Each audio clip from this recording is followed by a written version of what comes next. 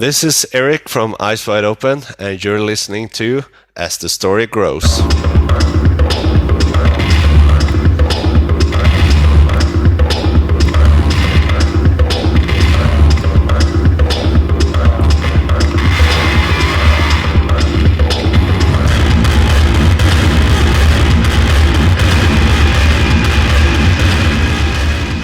Welcome to the next chapter of As the Story Grows. I'm Brian Patton.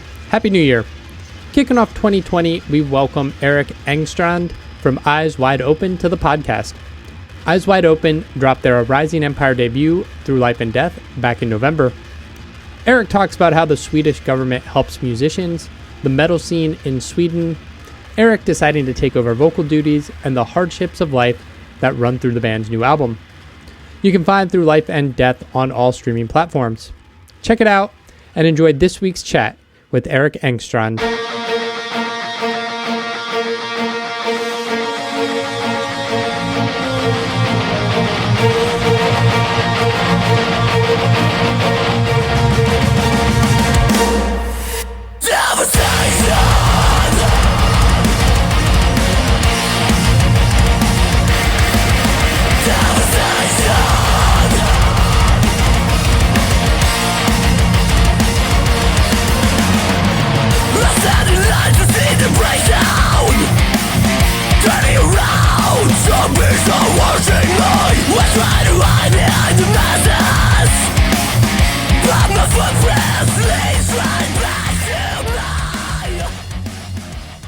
Awesome. How's it going? Yeah, it's going good. We've been doing a lot of rehearsals this last couple of weeks, and You guys getting ready to tour? Yeah, we're having like a release gig after the album release. Awesome. So we're really trying to be prepared for that, and also like going on tour in the beginning of next year. Yeah. Have things been like up and shows running for a while, or is it like just slowly coming around? Just slowly coming around, I think. Like we had one really good metal show in my hometown recently with The Haunted, and really cool to see people out there moshing again. Yeah. Yeah. What was like life like with COVID over there for you guys? Well, COVID struck pretty bad, but I think we had a different approach in Sweden. You know, you probably heard of it. Yeah. That we didn't go like with full lockdowns and stuff. And we did okay. I think that was a strategic plan to not make people suffer from staying at home too much, being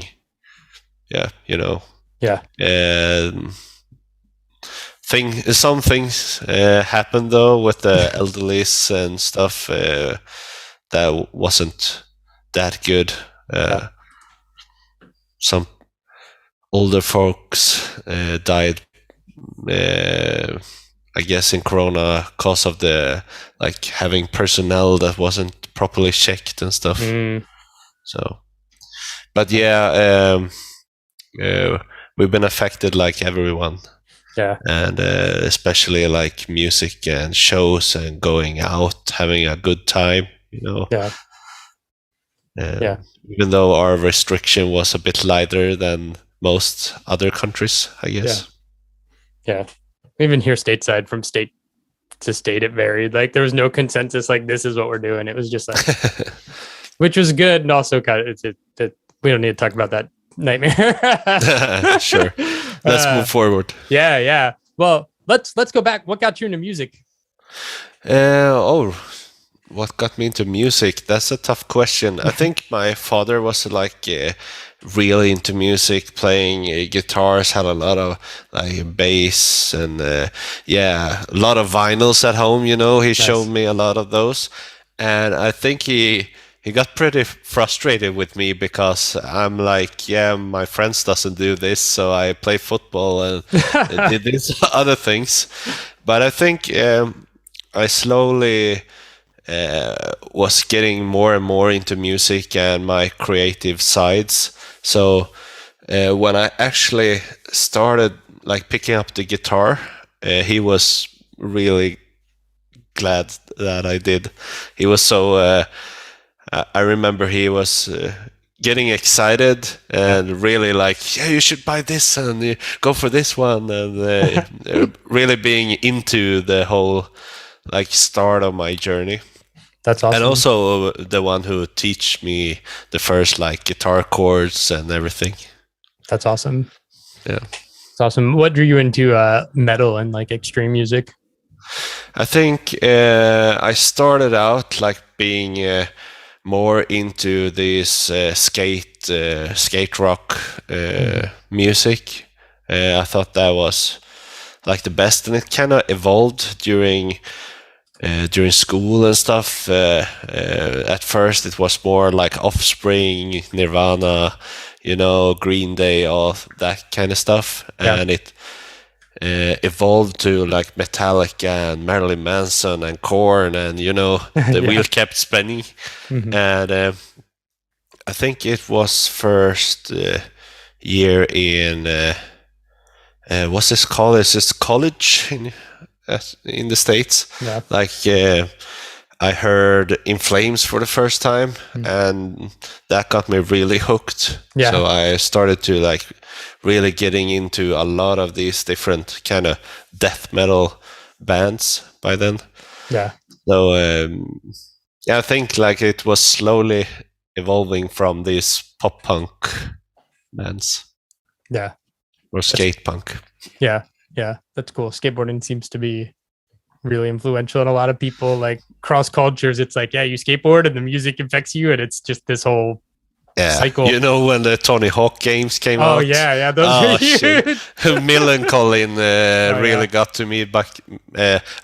Actually, I listened to Millencolin pretty early at their first record, but I think when Tony Hawk games came out, it just blew up in everybody's face. Like this is it. Yeah, it was huge. What was the scene like there where you were in Sweden? I know like nationally we think of Sweden as this like big like melting pot of metal, but like locally for you, was there a local scene for you to like dive into and to be involved in? Yeah, in my hometown in Karlstad, Sweden, there's actually a big like metal community run by some really great guys having like this metal parties every now and then. And when I was getting into this metal genre and everything, I started like attending these shows, starting to meet a lot of people, and it's a great metal community here. And I think they're also didn't they have like an anniversary? I don't remember if it was like 15 years or 20 years in the in the business right now. Cool. So awesome. It's called Metal Club. So nice. Yeah, pretty cool. That's awesome. Did that make it easy for like joining and starting bands, having this community, and it's like people are always looking for other members? Or yeah, we also have like really good government issued what do you call it, like studio circles. You can get help to record your music and get rent like rehearsals, and you meet other musicians through this. And I think that is a really cool thing that Sweden does, take care of the music man or musicianship from all the younger years and try to develop them and get them rehearsals and studio time and all that. So that's so cool. Nobody gives a shit about musicians here in the States. Look down on us. Yeah. We reach for the sky. Soaring through the clouds, it all tumbles down. Way through the light. Don't wait around when it all tumbles down. Face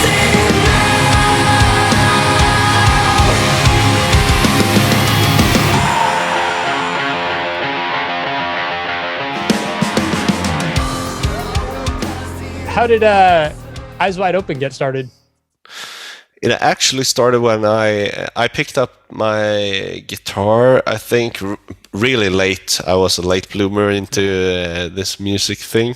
And me and my friends started playing guitar, and I was like practicing so much because I wanted it way more than he did. Yeah. So I thought to myself, like, yeah, I should probably get a guitar teacher to develop even further. And I reached out to this guy called Christopher, and that's actually the guitarist in Eyes Wide Open right now. Oh, nice. And we met, so I was his pupil, guitar pupil, and he, we became friends like in an instant. And he was just leaving his thrash metal band at the time. So we were like, yeah, let's start a band together. So me, Christopher, and Jesper started out in 2011, I think, in the beginning there. And from there, we kind of scouted around in our hometown at first, like searching for fitting members, like a vocalist or a drummer. And yeah, that's how we begun. Then, of course, like Eyes Wide Open has evolved a lot since then. Our singer dropped off like 2016, like 3 weeks before a tour, and we were actually calling our manager like, oh shit, we're gonna cancel the tour. Our singer dropped out and everything, and he's like, yeah. You can do that, but you have to pay like 3,500 euros. Oh, duh. And we're like, okay, maybe we're gonna call you back. So we tried to search for other vocalists and stuff, but in the end, I said like, yeah, I can try, and we just go with it. And the first reaction from Christopher was that he laughed in my face. So it basically, he didn't believe in it at all at first. But as we came closer to the tour, it was like, yeah, we have to do something, and like, let me try this. I think I can manage. And then I practiced for like 3 weeks straight and went for a 20-day tour. Wow. And like, I think it was like the second or the third gig that we're sitting back in the bus like, yeah, I think this is the way we're going to continue with this band. It feels great. That's awesome. Did you have any prior experience doing vocals, or was it just like, no, I think I can do it, I think I'm ready? Yeah. Of course, I tried to like learn how to scream and all that, but I haven't had any like real practice or like doing performances at all. It was just like true willpower, I guess, and a lot of luck. That's awesome. Where'd the name come from? It's me and Christopher was searching for a good name for the band, and actually I think Christopher read Eyes Wide Open in a book, and we thought about it and thought like, it's really fitting what we're trying to say with the music as well. Like, Eyes Wide Open to the world and to what's happening and to truth and all that. You can spin the name in any direction, I guess, but it's more like it felt like naturally, so we went by it.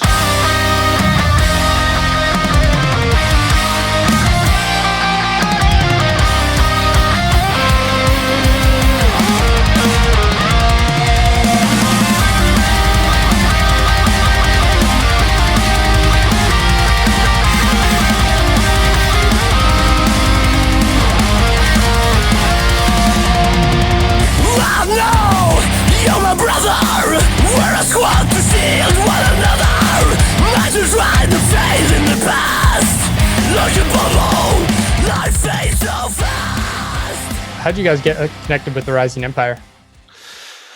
That's actually through a friend of ours that has been a manager for In Flames, and he also reached out and we had a good talk, and he connected us with a couple of people, and that's when a guy called Mats, a lawyer, a musical lawyer, and us had the chance to actually talk to A Rising Empire and some other labels as well. And yeah, Mats did a really good job helping us out, having like checking all the contracts, Yeah. and also keeping a really good conversation with the Rising Empire. And actually, A Rising Empire was one of these labels we really wanted to go with. So we had our eyes set on them before, and told Mats to really reach out to them. And yeah, I'm really glad that I'm a part of that roster. Yeah. Yeah. They're having an incredible year of releases. Like all my favorite records this year on A Rising Empire. And it's, yeah. Yeah, really cool bands coming from that label right now. And I think they've been a really good label as well from the start, like being really active on social media. And you've noticed A Rising Empire if you're in the business. Oh yeah. Yeah. How did COVID and any sort of lockdowns or restrictions affect this record? I mean, like Sweden didn't have a lot of restrictions. Was this just like your natural time where you were going to go write your new record, or was it like, okay, we're not touring as much now, so we have this time and we're going to do something different? It was actually pretty weird because we did our last album, The Upside Down, started touring with that, and in the end of 2019, we were like starting writing new music and said like, yeah, we're going into the studio in the beginning of 2020, and we probably really recorded everything right before the real Corona hit. Oh man, and we had some parts left, and that was really hard. Like, how should we do this now? Should I come by the studio, or should I not do that? We had some vocals that needs to be done, so it took a lot more time than we actually was thinking from the beginning, because it was so weird to how we should go around all this. So we were thinking we were going to be like finished with the album somewhere in February, I think. And I think the final mixes or something were done somewhere, I don't know, like August or something. Oh man. So yeah. Of 2020 or of 21? 2020. 2020. Was the plan to wait to release this record until things were better, open up, and cases were down, or was it just like with the label trying to figure out all the logistics?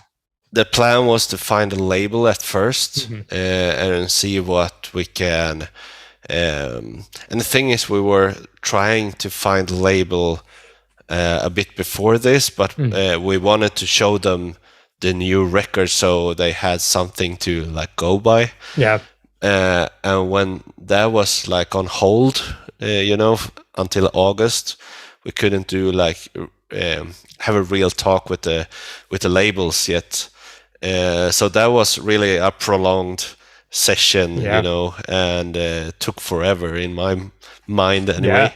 And we're like, we will release this album the end of 2020, we thought. And it became like, we got the deal with the Rising somewhere, I think it was beginning 2021, and they want a lot of months to do all the like promotion and stuff. So this album took forever to get out, I think. But now we have a label, and I'm like super stoked. This release is going pretty good so far, I think. And maybe the next album wouldn't take the same amount of time, Has it been tough sitting on these songs for 2 years, or is it just like because you haven't been able to maybe play as much and promote, and you've not have the singles out there. It's just like, it's refreshing to finally get it out there, and it doesn't feel stale and old yet. No, exactly. I actually haven't listened to the songs that much in a while. You know, when you're in the studio, you listen to them all the time, and right after the studio, you listen as well, like fine tune, and you know. But then for a while, like there was so much else to focus on, so I haven't really listened to them. And since we started releasing singles, the album. I don't listen to the album. I listen to the singles we release, and then every single becomes fresh to me too. So it's quite exciting, I think.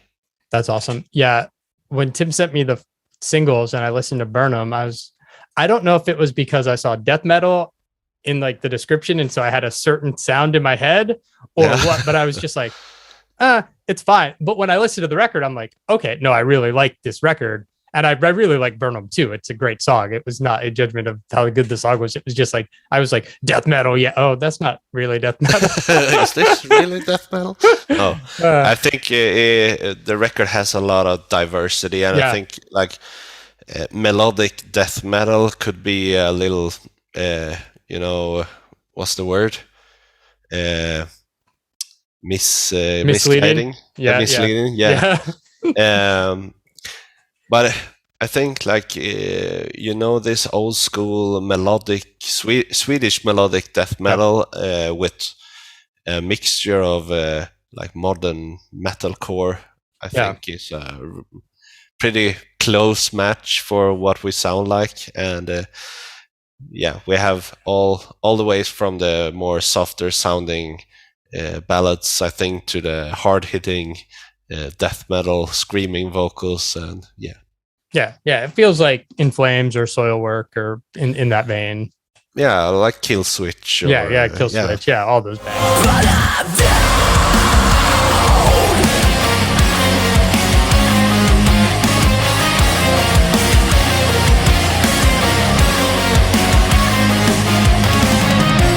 As I face the sky, I wonder why.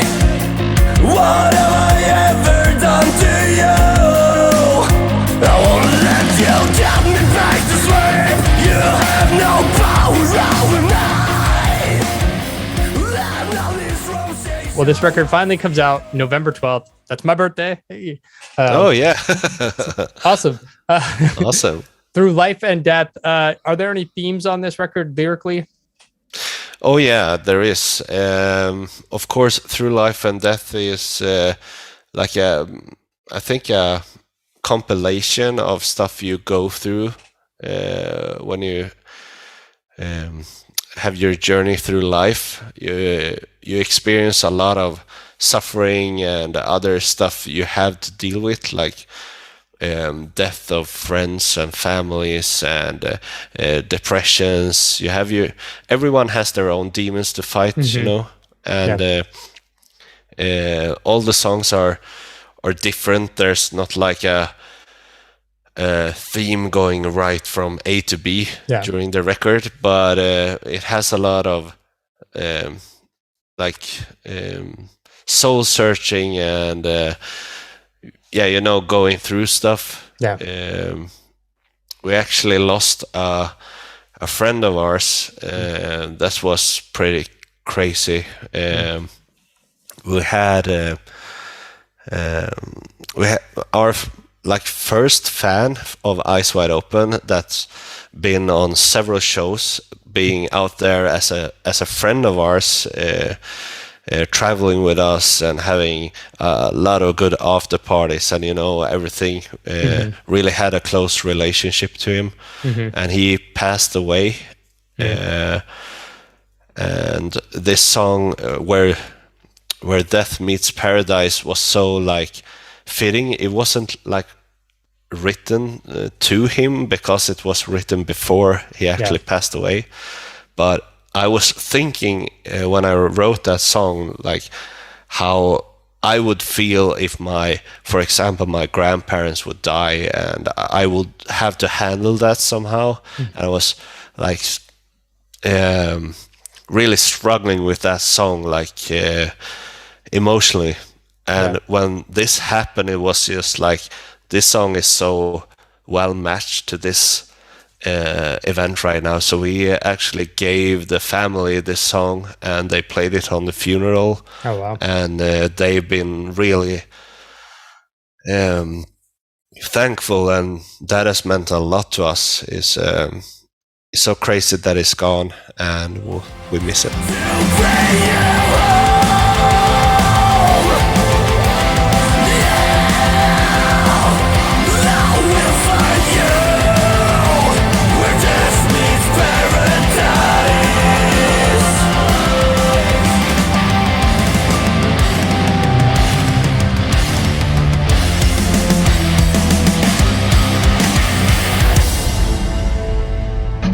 Thanks for listening to As the Story Grows.